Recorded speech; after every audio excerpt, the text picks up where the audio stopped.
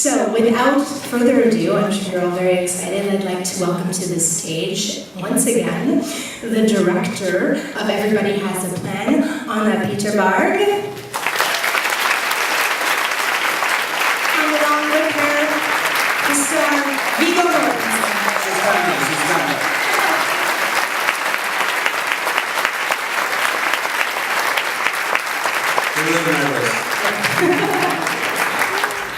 Many jefa. Yay, here she is, Anna Peter Barg.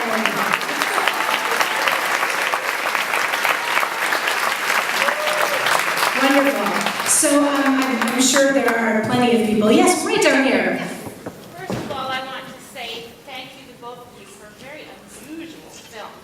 And Viggo, brilliant.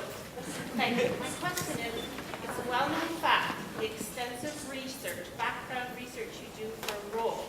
You even live in the character's skin during the run, you bring props to the set. Can you give us a little insight of something you may have brought up yourself interesting to this film? The question is about the research that Viggo brought into the role in the film. Well, in this case, I mean, I spent as much time as I could in that region, that Delta region, to have the background for both brothers, even though one brother hasn't been there for years. It is the place of his childhood. And as far as props and things, it always depends on the production. If first I ask the director and then the prop people, and I usually end up being friendly with the designers and prop people because I kind of am always interested in what makes me comfortable. I like to be part of.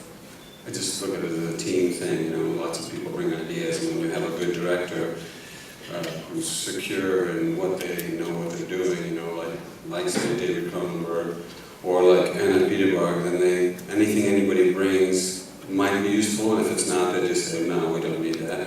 Because they know in the end they're going to put it all together. But in this case, I guess a lot of the books I brought that you see, and some little things, like clothes or cups, and houseware stuff, just stuff that I found that seemed important.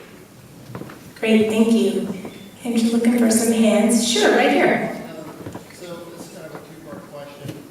What was it like for you being your first feature to work with someone who's a veteran in the business, and for you who's a veteran in the business to work with someone, which is their first feature? The question is surrounding what it was like for Anna on her first feature to work with Viggo, who is a veteran in the industry, and what it was like for Viggo in turn to work with Anna.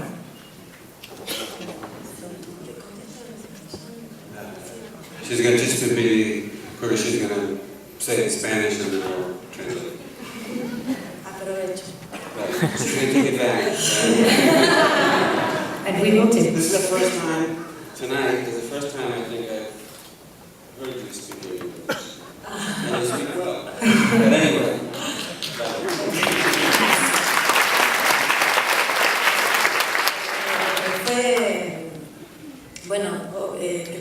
Obviamente fue como una especie de protección y honor y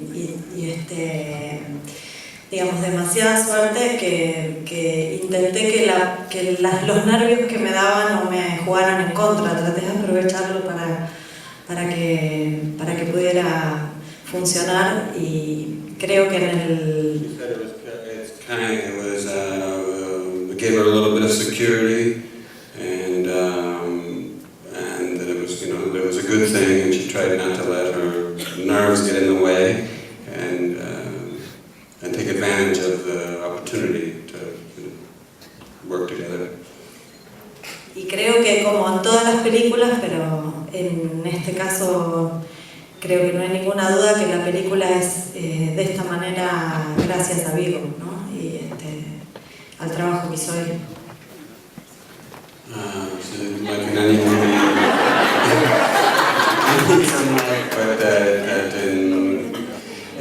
I don't remember it. No, that obviously it helped get it made, and it made it easier having me on the team. Well done. And Viggo, can you speak to what it was like working with Anna? When I was given the script. Well, we met by chance, you know, and she said, "Oh, you're Viggo," and I said, "Yeah," and she goes, "I have a script, I'm a screenwriter and director, and but I don't have it with me, I didn't expect to meet you." I was in Buenos Aires, it was at the Doors, we were both going into the club that I'm a member of, San Lorenzo, and she was going to take her kids. And she was going to pick up her kids who were going there to swim because she lives in the neighborhood, although she's a fan of another team.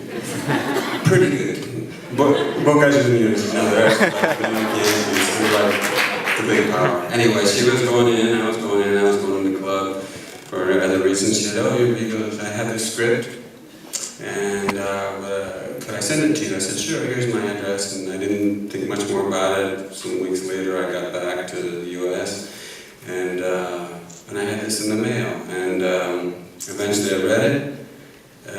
I didn't jump right on it, because I get a lot of scripts. People give them to me on the street, people mail them to me. And even the ones that come from my agents know as well as anybody that most scripts are crap.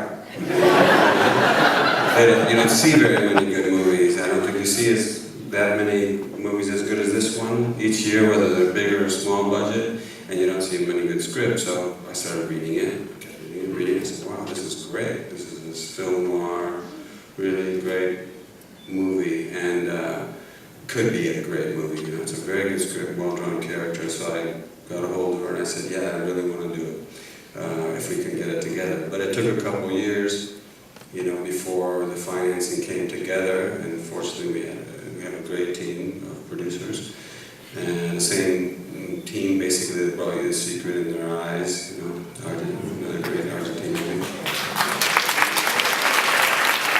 And by the time we started shooting, I never thought that it was like a first movie.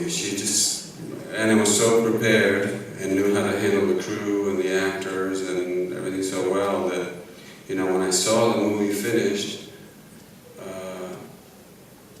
it didn't surprise me it was that good. But then now seeing it, and seeing it with you guys in another context with subtitles, I was really glad that you guys got the movie, and I realized how extraordinary it is what she accomplished in her first feature.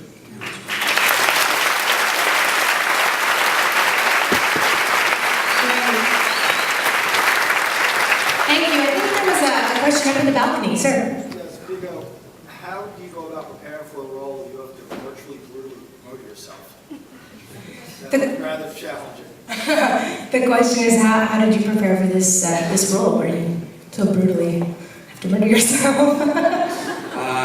Well, you know, I have to be honest, tonight it made me laugh a couple times. I should say that, but even some of these horror, I was just, not the, you know, drowning in the bathtub or the machete.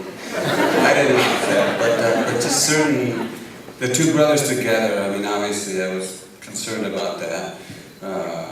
Technically, how are we going to do it? Because we didn't have, you know, Steven Spielberg type budget, or Steven Spielberg type, or Peter Jackson type schedule, you know, and less shooting and money. We had a limited time to do it. And even though you don't see the brothers a lot together, that has to work or the movie doesn't work. So on a technical level, we had to think about it a lot, how we would do it, and to be ingenious about it. And I think, you know, Anna did a great job with that. What I was worried about as an actor, mostly though, was, are these going to seem like two completely distinct people, two different individuals? But the way we shot it was fortunate in that all the stuff with Pedro or with Agustin separately, you know, we shot all of that first, and it was at the very end of the shoot that we did the stuff with the brothers together when Pedro comes to visit Agustin in Buenos Aires. And by then I knew them really well. I had their body language differences, their accent differences, their point of view, everything. And so then it was kind of fun, and that did make me laugh, seeing the differences.